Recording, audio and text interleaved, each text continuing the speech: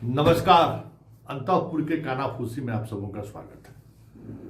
और आज हम अंतःपुर के कानाफूसी में जिस कानाफूसी की चर्चा करने जा रहे हैं वह कानाफूसी कुछ अलग मिजाज का है। और वो मिजाज है कि बिहार का जो ब्यूरोक्रेसी है ना, वो ब्यूरोक्रेसी एक कह सकते हैं कि एक दुविधा में फंस गया है। और वो दुविधा इस तरीके का दुविधा है कि आने वाले समय में माया मिले न राम वाली स्थिति हो जाए तो कोई बड़ी बात नहीं होगी। किसका चेहरा देखें, किसके तरफ देखें, किसकी बात माने, किसकी बात ना माने। एक तरफ सम्राट है, दूसरी तरफ बादशाह है जिनका 20 वर्षों का विरासत है। 20 वर्षों की विरासत के दौरान बहुत सारे उतार चढ़ाव उन्होंने देखा है। तमाम ब्यूरोक्रेसी के शीर्ष पर बैठे लोग ऐसे लोग हैं जो उनके सत्ता में आने के दौरान डीएम की स्थिति में थे, वो डीएम के पद पर रहने वाली स्थिति में थे, वहां से वहां तक पहुंचे हैं। 20 वर्षों के दौरान बहुत सारे ऐसी चीजें हुई जिसमें बादशाह ने कभी आंख बंद किया, कभी आंख तरेरा, बहुत तरह की चीजें हुई हैं। ये रिश्ता उनको उस थोड़ा असहज कर दे रहा है। और सामने विराट हनुमान है, सब कुछ विराट है। उसकी बातों में हाँ मिलाइए, नहीं तो फिर बहुत मुश्किल है।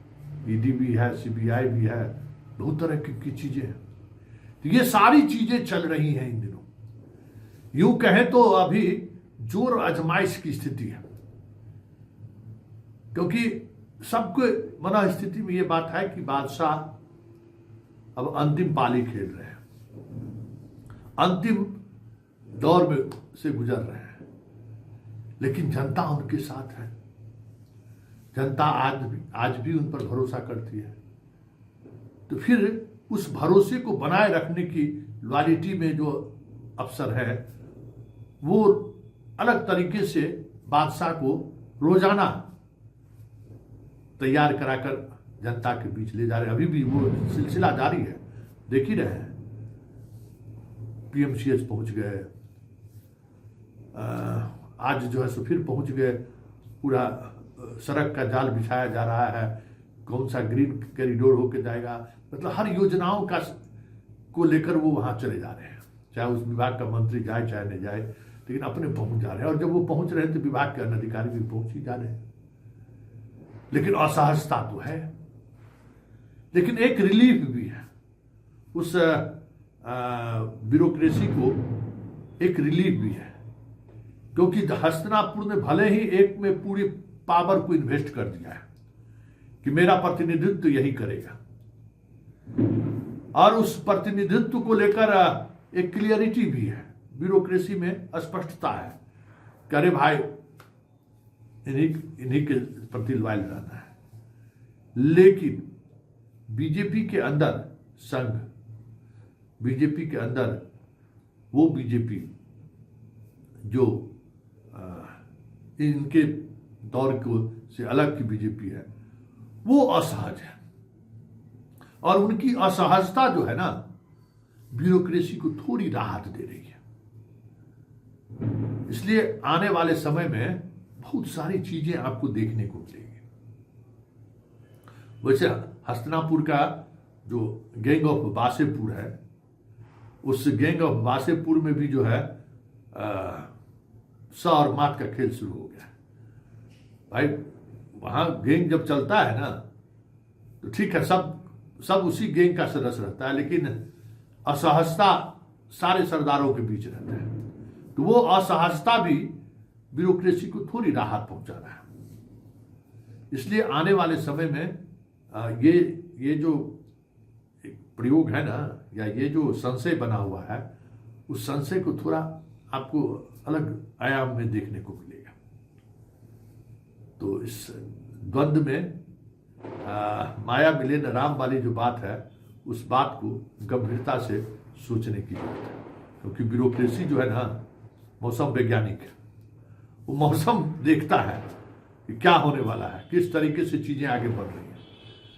तो बिहार के अंतःपुर में ये खास डेवलपमेंट है ब्यूरोक्रेसी को लेकर, क्योंकि ईडी और सीबीआई की सक्रियता से ब्यूरोक्रेसी थोड़ा सहमा हुआ है और थोड़ा मतलब कह रहे हैं कि कुछ चीज़ें देख रही, लेकिन ब्यूरोक्रेसी में एक बात और चल रहा है।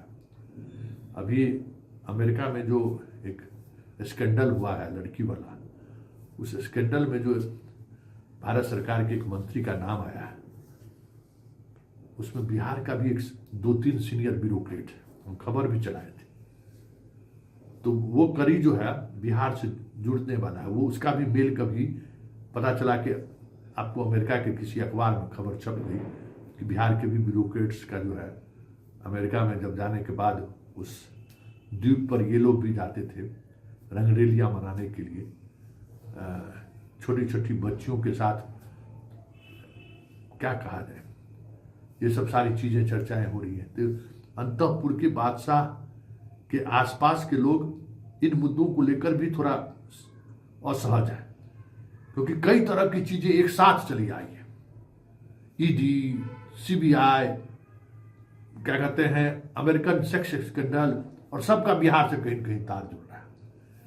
तो ये सारी चीज़ें ऐसी है ना कि बिहार में एक मजबूत कह सकते हैं कि परिणाम के बावजूद भी, सरकार के मजबूत सरकार के बाद, अपार बहुमत के बावजूद भी बहुत तरीके की चीज़ें ऐसी चल रही है ना जो सरकार को कमज़ोर करते हैं।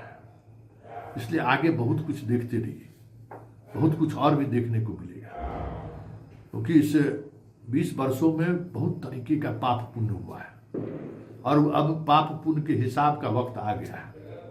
चलती में ही नहीं ये चीज़ होता है, तो चला चली में जो है सो ये वक्त आ गया है।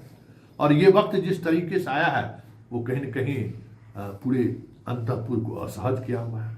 और हस्तिनापुर जिस तरीके से दबाव बनाने की कोशिश शुरुआती दौर में दिख रहा था, अब वो भी थोड़ा ठिठक सा गया है, क्योंकि कुछ भी हो, वोटरवा जो है बादशाह के साथ है ना, और बादशाह का वोटर अगर 30% भी छिटक गया तो फिर लड़ाई में भी कहीं रहेंगे। और 2029 उनकी लड़ाई है, क्योंकि 2029 गए तब तो फिर सबको तिहाड़ के अलावा कोई रास्ता नहीं है, बेउड़ के अलावा कोई रास्ता नहीं है। ये सब बात समझते हैं कि जिस तरीके की राजनीति चल रही है, उस राजनीति में 2029 इन दोनों के लिए सबसे महत्वपूर्ण है। और 2029 गया तो कहते हैं ना, माघ भैंस पानी में, खेल खत्म हो जाएगा। इसलिए बिहार पर जिस तरीके का बहुमत का दबाव था, वो दबाव के बावजूद भी कुछ चीज़ें, परिस्थिति ऐसी बनकर सामने आ गई है कि बादशाह भले ही मानसिक और शारीरिक तौर पर कमज़ोर दिख रहे हैं, कमज़ोर हैं भी, अभी थोड़ा अलट पलट करने में परेशानी तो हो रही है हस्तिनापुर को। फिलहाल अंतःपुर के कानाफूसी में इतना ही, मुझे इजाज़त दीजिए।